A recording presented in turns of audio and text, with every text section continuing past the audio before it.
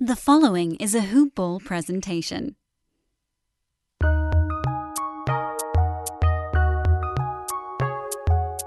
Welcome to the Fantasy NBA Today podcast.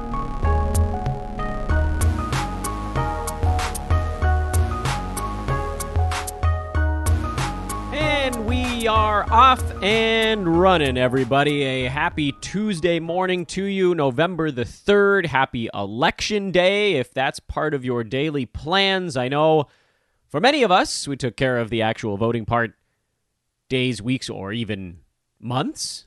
Could it be? I think some places started voting a month ago or more. I think it was weeks for us here in the Bespris household.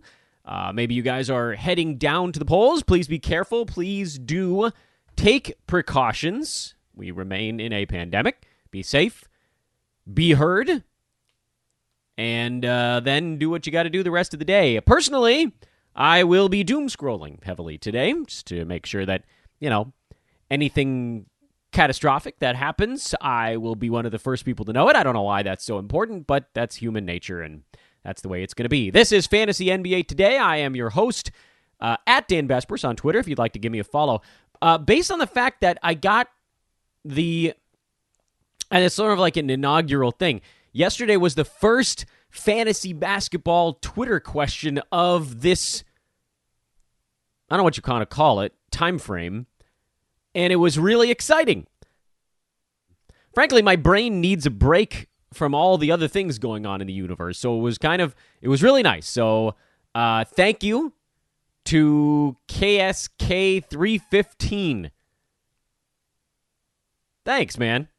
Appreciate that. Getting a fantasy question out into the universe. If you have others, please hit me with them. You're going to be with them today. I'll be happy to do some fantasy deep dives on Twitter just so that we have something else to look at today. Listen, I'm not going to distract anybody. It's not going to work, but we can try, damn it. There's literally nothing you can do once you've I guess you could make some phone calls if you want. You can phone bank a little bit today. But on the whole, once you cast your vote, if you've done whatever you've done your research, you've talked to your friends, then it's just a waiting game. I think that this is a little bit different. Remember, we did a show, we do shows every day. We do Monday through Friday, regardless of the circumstances. But we were doing shows during the pretty intense societal unrest that was happening in late May and early June. And there were days where I was like, look, I don't think we should really talk about fantasy today. We'll tap it for a little bit and then get out of the way. Because to me, it felt like there were things we should be doing with our time that were enriching. There isn't really anything that we should be doing right now to enrich ourselves. If you're watching coverage in the morning of Election Day stuff, you're just going to be stressed out by the afternoon. No one's going to tell you anything until at least 4:30 p.m. Eastern time. That's when the first medium-size or large state closes their polls, and even then you won't know that much immediately thereafter. They'll have some stuff to report, but everything will be trickling in after that point. So, with that in mind, if you got fantasy questions, nail me with them on Twitter, at Dan Vespers, DanBesbris. Let's talk about some basketball stuff. Let's distract ourselves on a weird day, regardless of what your hopeful outcome is on today's stuff. And I'm thinking that most of you guys listening are probably leaning in the same direction, but we're not going to get into that on the show. No matter who you're voting for today, obviously I have a preference who you'd be voting for, but I'll be happy to answer your fantasy questions. So hit me with them. Let's distract ourselves. Let's talk some hoops, especially with there are a couple of rumors bouncing around. No real news yet. The Bucks and the Nets apparently have asked the Spurs about DeMar DeRozan. I'm sure they're not the only ones. He's a guy, along with Lamarcus Aldridge, that the Spurs would love to move. It's part of why we on this show have already talked about the excitement in fantasy, the upside potentially of some of those young Spurs players who will likely step into bigger roles at some point along the way. Apparently, the Bucks are also interested in Victor Oladipo. They're exploring a lot of things instead of changing their head coach. I say. They could solve this problem without a wild trade that's going to hamstring the organization for a half decade, but what the hell do I know? Other thing that I thought kind of slipped under the radar today is that the Kings ownership was doing an interview. Just, I don't know what the context was, but I believe the closing remarks were that they expected the season would likely start in late December. So the owners seem to think that this soon thing is happening. I still think that maybe there's an in-between. I don't think they're going to push back as far as MLK Day. That's too far. They're not going to be able to get the revenue they need. But they could potentially ram in a 72-game season starting 9 or 10 days later than December the 22nd. Yes, you lose your Christmas games, which is a kick in the nards financially, but at least you can get your 72-game regional sports network revenue in. And so we'll see about that, I suppose. So, that's a possibility. I do still think December 22nd is happening. I could be wrong. I've been wrong before. Just kind of trying to read the tea leaves here. And from a leverage standpoint, the players' leverage is minimal. They are not all on the same page in this. Not everybody wants to start later. The players that played deeper into the bubble want to start later, understandably so, but that's not that many of them. As we said before, the ones that have this thing are powerful, but it ain't all of them. Meanwhile, on the other side, pretty unified front and plenty of players that are on that side as well. I think the minority here is going to get overwhelmed. The handful of teams that don't want to start early are going to get sort of rolled over by the larger number of teams that do want to get going for the revenue, and all of the owners. Not a single owner wants to start late because, there's no fear of bodily harm from them, walking into a stadium suite and watching their team play 4 weeks earlier. Anywho, I thought that was kind of interesting. Wanted to throw that out there in this one. I will, however, keep today's podcast a little bit more brief. I know we've been going more in that 40 to 50 range lately here as we start to, rev up a little bit and actually sniff some actual fantasy discussions. But I think I'd like to keep today's show more in the 25 to 30-minute range, just because it is an important day. And it's not as though you need to get away from the podcast and go watch the TV. I want you guys all voting. Do it. It's important. I don't care what state you're in. There are going to be judgeships and election boards and all that kind of stuff. These are the things we need to be learning more about. I took some time this year, and I admit I haven't really done that before, to figure out what some of these lower level things mean. And so wherever you are, dive in a little bit. If you haven't voted already, please do so today. I'm going to end the podcast 5 to 10 minutes earlier, and I want you guys to use that time to go make your voting plan, which hopefully you guys have already done, but in the off chance you have not, this would be your opportunity. Shout out, as always, to our buddies at mybookie.ag. I got so close to running on a blackjack heater in yesterday's contest, and I'm getting in there every single damn day, try my hand at it, because, again, I've got a couple of minutes. I'm going to make the maximum bet I can with the fun money, and if I get enough points in the fun money, then I can actually get into the leaderboard for real cash. So do it with me. Do it with me. Make no mistake, by the way, we're going to keep a close watch on everything going on over there. If they have any of their giant promos, we will let you know about those. You can bet on election outcome if you want. Right now, Biden is at minus 170. Trump is at plus 130. That's moved quite a bit, actually, over the last month or so. Since I think it was Biden was, it was even money at that point. So it's shifted quite a bit in favor of the Democratic candidate now. There's also other prop bets on the election, should you want to get involved in that. Who will win the popular vote? What day will someone concede? Good God help you if you're going to try to wager on that one. And then they have individual states. You can bet on who's going to win each state in the election. So, look for something interesting and maybe get down on that. One of the things I thought was kind of notable when I checked in on this about a month ago was that the states didn't accurately parallel the actual full-on race. So at that point, Biden was actually, it was a pick'em, and Trump was a very slight favorite. But Biden was actually the favorite in some states that looked more like toss-ups. So there was a disconnect there, and you could almost, it wasn't quite enough to create a middling opportunity, especially now that we have a little more information on, kind of which state it looks like is going to decide these things. But there are some little opportunities blended in, and I would encourage you all to keep an eye on them. So you could wager on every state if you wanted to. There are Senate races you can wager on if you feel so inclined.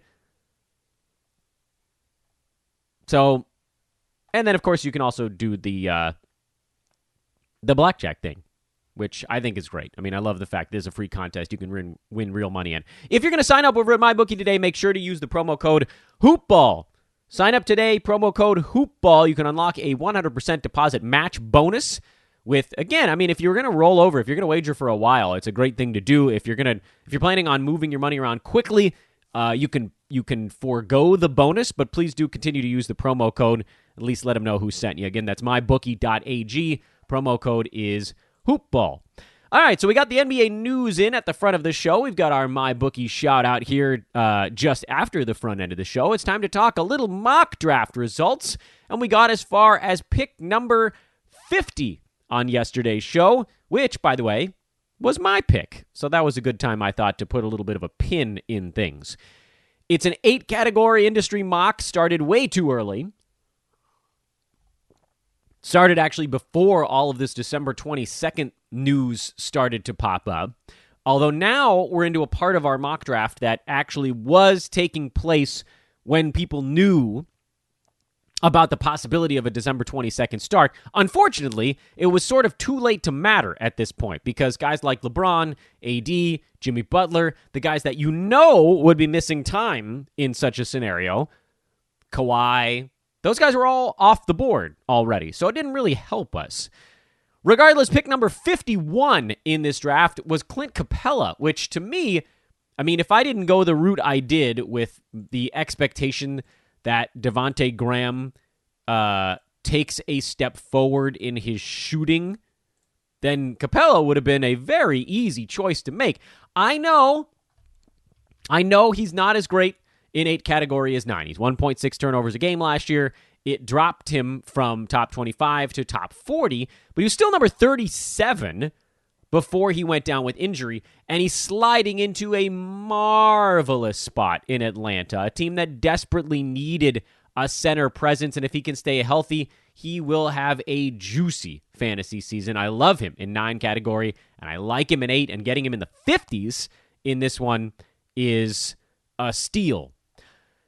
De'Aaron Fox went at 52. That one's, I mean, I got no problem with that one. He was ramping up towards the end of the season. In 8 category leagues, he should blow 52 out of the water. He was 59 in 8-cat this year after a really rough start. He was much better than that over the final month and a half. I think he was actually top 20 in 8-cat over that stretch. And so, again, I know he missed some time this year, but it's not something that I'm particularly concerned about.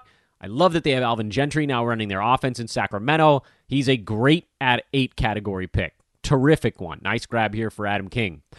Draymond Green went at pick 53, which again, this is a bank on a Warriors bounce back year. Dre was number 78 in 8 category leagues. Turnovers actually weren't even that high this season. He just wasn't engaged because once Steph went down, there was nothing to play for. And he was healthy enough, but they let him sit a lot. And so the question now this coming year is, how locked in is Draymond Green? I think the answer is relatively locked in. They've got all the pieces to make their run. They know they're going to need to be in the upper half of the Western Conference because I don't think they want to be going on the road and dealing with the likes of the Clippers, the Lakers. It's not the beatdown that it was for the Warriors a few years ago, but they're going to be good. So overall, I think I'm good with this spot on Dre. I would hope that he would fall a tiny bit farther after a rough year, but I do think that there's enough publicity around the Warriors that he's not going to be tumbling much beyond this spot. And I think you could make an argument to take him here in 8 or 9 category leagues if he really is back to being the old Draymond. And I don't know that he ever gets all the way back to that mark, but he will be better with a focus, with no KD, of course. I mean, I know there was no KD this year, but he didn't give a crap. But he does have that ability to blend rebounds, assists, steals, and blocks, which is a great grouping of stats to get, especially if you can get it now in the 5th, or if you're really lucky, maybe as late as the 6th round. This is an interesting one. Zion went at 54, and I'm not rolling the dice on him. I know he could come out and he could just have the monster year to end all monster years, and he was number 93 in 8 category leagues, which is a lot better than 9 cap because of those 2.7 turnovers.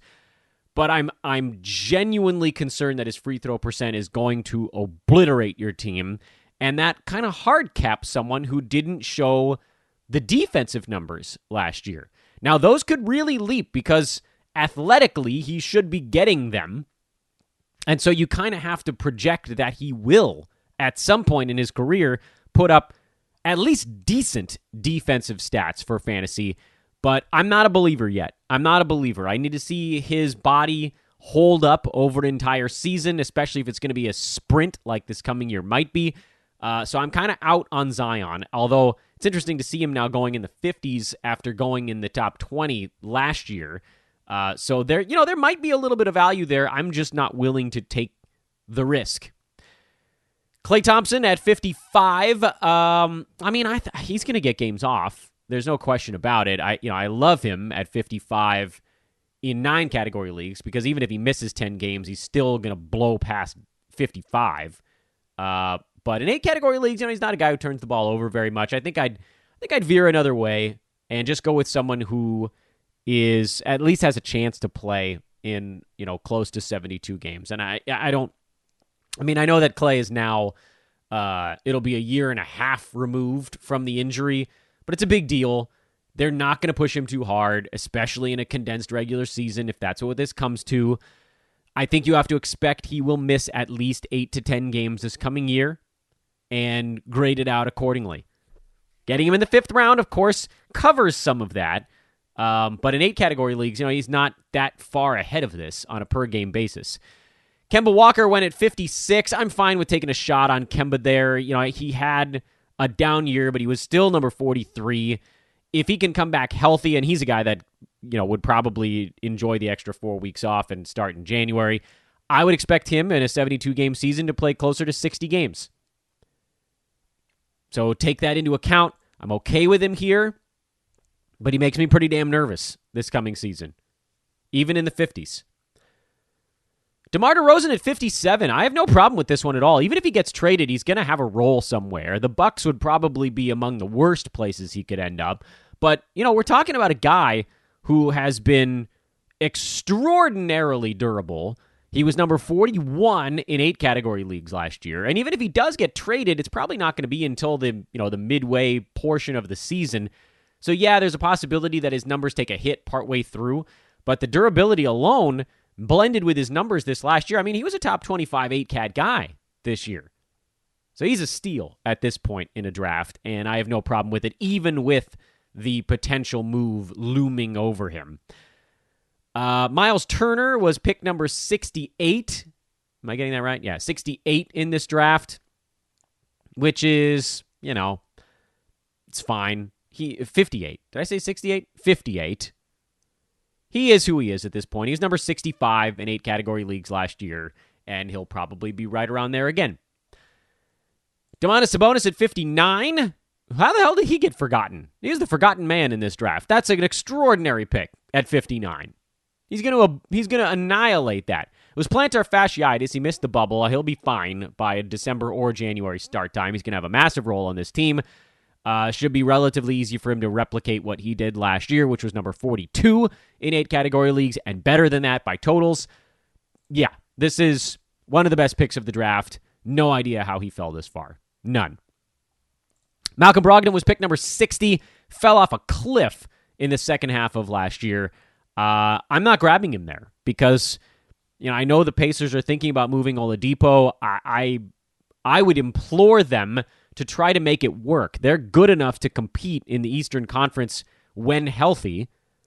Probably not a top 2 team, but again, we've seen you just never know. I mean, they gave Miami a good push in every game of that series. Miami ultimately won them all, but if Indy had Sabonis and a fully healthy Oladipo, I think they could have won that series. Who knows? Do they end up going to the finals? Probably not. They probably lose to the Celtics, but whatever. Keep the band together. Brogdon loses a lot of his usage to Oladipo and Sabonis when fully healthy, and I'm not touching him at 60. Can't do it. Maybe his field goal percent comes bounding back into shape, but the usage dip is going to be significant. Pick number 61 was my old buddy Jonas Valenciunas. I do love me some JV. He's a low turnover guy, which always in an 8-category league makes him a tough guy to draft, but he was 53. He actually beat that mark in 8-cat last year, despite the low turnovers. Just a wonderful season. 15 and 11, over a block, 59% from the field. His free throw percent could actually be even a little bit better. He could be better this coming year. And Memphis is going to need him on the floor. They need some of that veteran leadership. They need that toughness and rebounding because they don't have it when he's not on the floor. Those other guys don't rebound. So he's going to play, and I want all the JV almost regardless of format. He's just such an easy grab. Pick 62 is Kevin Love. And I'll tell you right now, I don't know what the hell to make of Kevin Love this coming year. He's number 49 in 8-cat, and he played in actually 56 of the Cavaliers games. When he was out there, it did look like he was mostly putting his ass into this season for the most part. I mean, there were days where he was getting super frustrated, and having Andre Drummond around, if they bring him back, impacts Love's ability to rebound. But, he was 49 per game. He played in about league average number of games, so getting him at 62 feels like a pretty reasonable gamble. You're in a part of a draft where you can take a little chance. If Love hits or gets traded, or crap, what if the Cavaliers actually start the season fast? I don't know that I see this coming. To me, they still seem like a really bad team. But what if they start the season fast and convince themselves they can make a play on that 8 seed? Then suddenly he's trying to play in, 64, 65 of their 72 games, and he blows his ADP out of the water.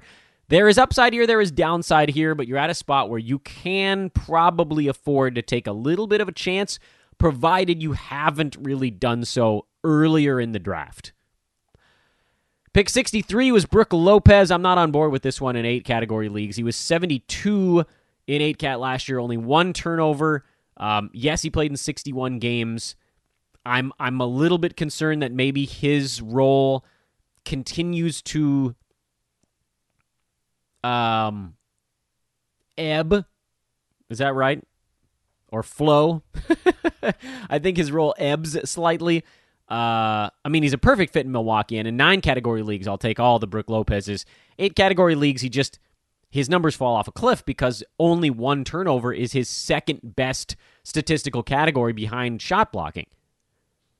So you wipe out one of his positives, and it's a big net negative for him. If he's durable, he could beat this number. If he's not, he doesn't. And so I don't think that I would do that here in an 8-category format, at least not while some of these names are still on the board. Namely, the next guy on the list is someone I would have taken before him, and that's Ricky Rubio, who drafted here at 64, was 47 in 8-category leagues last year, and I think Phoenix is really going to want to win this year. And for Rubio, his role doesn't change. He's an orchestrator. He helps Booker make better decisions, get the ball in better spots, not have to initiate. And Rubio ended up with 13, 4.5, 9 assists, 1.5 steals, get him out of that weird Utah point guard spot, and he became a really interesting fantasy player again, who was better in 8-cat than 9. 47 per game. The fact that he fell this far was great. I would have taken him if he got back to me, no question. Michael Porter Jr. went at 65. Honestly, I don't really know. I mean, he'll probably be better in 9-cat than 8. How much leash is Denver going to give him? I think the answer is a decent amount. He got exposed a bit defensively in the playoffs, but in the regular season, it's a little bit less of a value killer. Although Michael Malone is not just going to leave him out there to get toasted every game, but he'll see enough playing time. Paul Millsap's departure, and if they don't bring back Jeremy Grant, then it's full-on Michael Porter time. And so, the question marks of who's actually going to be in Denver next year does make this pick harder to fully analyze. But this is probably as far as he falls in most fantasy drafts. He is going to be one of the buzziest buzzes that ever buzzed. And if you want him, you got to go get him. Lamarcus Aldridge went at 66, which, I get it. He's extraordinarily boring. But he was still number 40 in 8-cat last year. 19, 7.5, good field goal, free throw, blocks and steals were nice for him. He'll take a tiny step back as he continues to get older and potentially gets moved to a place where he's not the number 1 or number 2 option on a team. So there's some risk there. But, that's mostly mitigated by the fact that he got drafted at 66. He could close his eyes and play basketball facing the wrong direction and hit this mark. John Wall was picked number 67, and that's pretty reasonable. Take a shot on him, especially in 8-category leagues. He could have crushed 67 in 8-cat. 9-cat, he could end up with 3.5 turnovers a game this coming year, but I'm good with this one. Definitely would have taken him there. Larry Markkinen at 68. This one actually surprised me a little bit. Probably the first guy on Matt Smith's team that I haven't been like, hell yeah! But Chicago, a brand new regime. I think maybe if this were 9-cat, I might be a bit more into it because I don't think Markkinen's going to have a bunch of turnovers, but I do think he's going to have a pretty good bounce back year. He strikes me as a potential post-type kind of guy this season, and I bet in a non-industry draft he falls even a little bit farther, and then I'd take a long, hard look at him because I'm going to be eyeballing a lot of Chicago Bulls this year now that they actually have, not Jim Boylan. And, just a little early on Markkinen for me, I think. Where the hell is Zach LaVine? Did he get drafted earlier and I just missed it? Yeah, he was at the end of the second round. I was wondering about that one. Losing my mind over here. Tobias Harris, who was definitely the guy I was going to take in this round if he was still there once Ricky Rubio was off the board. Tobias Harris went to our buddy Adam King's team. This was at pick number 69. And yeah, this is a no-brainer. I know he was 61 in 8-category leagues this year, so it's not that big of a difference there. But Philly's brought in coaches and front office people that are going to maximize his talents. His durability is through the roof. And even though he was 61 on a per-game basis, he's about 2 rounds better than that because he played in all 65 games for Philly this last season. That one's, again, an easy one. Close your eyes, take him, and just enjoy. Gordon Hayward, pick number 70. It's probably where I would have stopped if I didn't have the very next pick. Shouldn't I go one farther?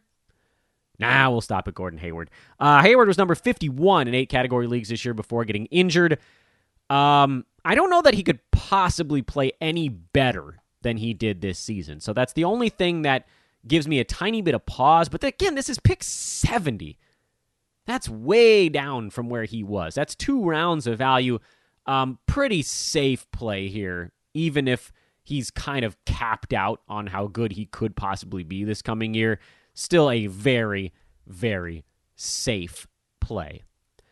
Hey guys, I haven't reminded you to, any of you in a little bit, make sure to check out expressvpn.com/hoopball. This is really useful, actually. I use it when I'm on my bookie. I use it when I'm streaming video. I use it pretty much when I'm doing anything where I don't need Big Brother looking at me. expressvpn.com/hoopball. If you go to our special link, you get an extra 3 months on your 1-year membership. So you get the 1-year membership, you get 15 instead of 12 months by going, and again, it's not entering a promo code. It's a special link. You go to expressvpn.com/hoopball, all one word, and that's how you unlock the extra, I guess it would be a 25% bonus on your ExpressVPN account. Please do check it out. It's really useful. I don't know if you guys do any torrenting, but if you're doing anything like that, you need to be using a VPN to protect your privacy.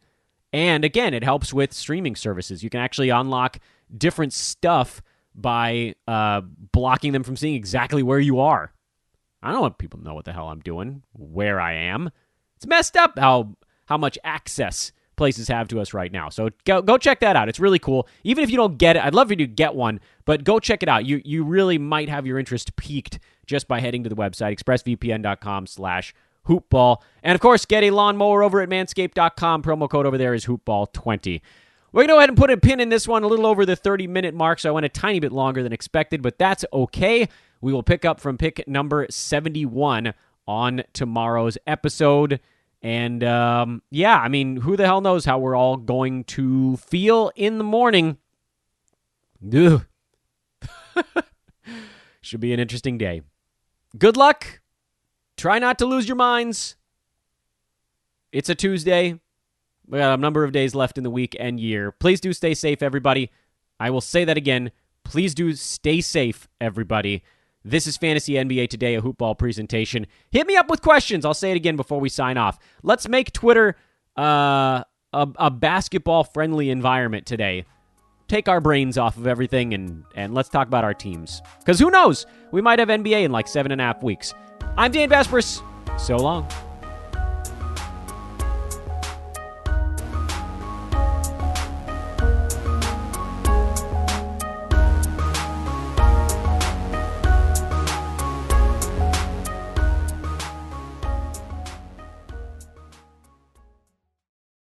This has been a Hoop Ball presentation.